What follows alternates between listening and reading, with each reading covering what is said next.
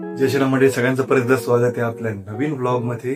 तर आजचं ब्लॉग करायचं कारण असं की काही दिवसापूर्वी मी एक छोटासा ब्लॉग टाकला होता की त्याच्यामध्ये मी सांगितलं होतं दिवाळीच्या वेळेस आपल्या घरी काही छोटे छोटे पाहुणे आलेले आहेत आणि त्याच्यामध्ये त्यांचे दिलेले अंडे, त्यांनी घरट कसं तयार केलं आणि मी कशी थोडीशी मदत केली त्यांना घरट तयार करण्यासाठी, ते सगळं सांगितलं होतं। पण आज ब्लॉग त्याच्यामुळे करतोय की त्याचे पिल्ले आहेत अंड्याच्या बाहेर आलेले आहेत आणि बऱ्यापैकी म्हणजे चांगल्याच प्रकारे मोठे झालेले आहेत।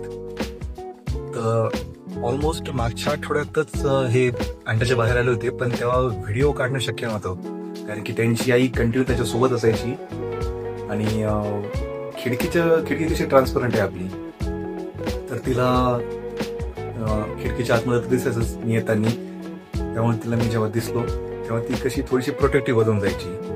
पण त्याच्यामध्ये झालं असं, काही दिवसांनी जे दोन पिल्ले बाहेर आले होते त्या अंड्यांच्या, त्याच्यापैकी एक एक्सपायर झालं।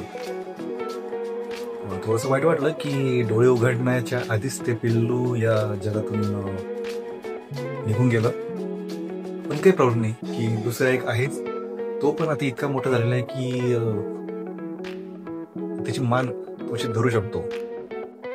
म्हणजे तसं नाही का लहान बाळांना लवकर त्यांची मान धरता येत नाही, कंटिन्यू पडून राहते, त्याप्रमाणे त्यानं सुद्धा आता त्याची मान धरायला शिकले। तर चला बघूया।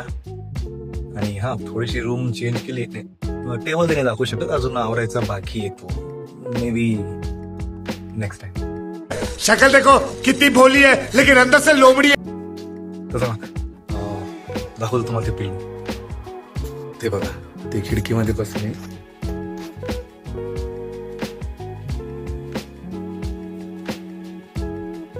हा बघा आपला छोटा शेरू दिसला का, कसं बघतोय आपल्याकडे। नेहमी त्याला दिसत नसेल, आवाज येत असेल आपला, जास्त जवळ जाऊन काही फायदा नाही, तर अजून ते घाबरून जायचं। मस्तपैकी ऊन खात बसलंय।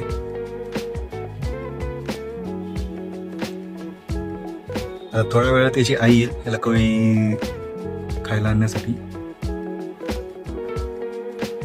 म्हणजे किती एवढंच होतं पिल्लू जेव्हा अंड्याच्या बाहेर आलो तेव्हा, आणि आता इतके मोठे झाले।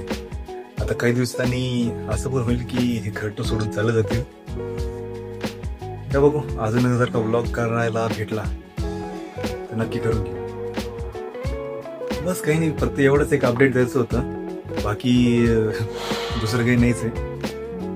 चला भेटूया पुढच्या ब्लॉग मध्ये, तोपर्यंत जय श्रीराम। आणि हो, लाईक शेअर सबस्क्राईब करायला विसरू नका। चला भेटूया। whatever, please I want to reach 1 million.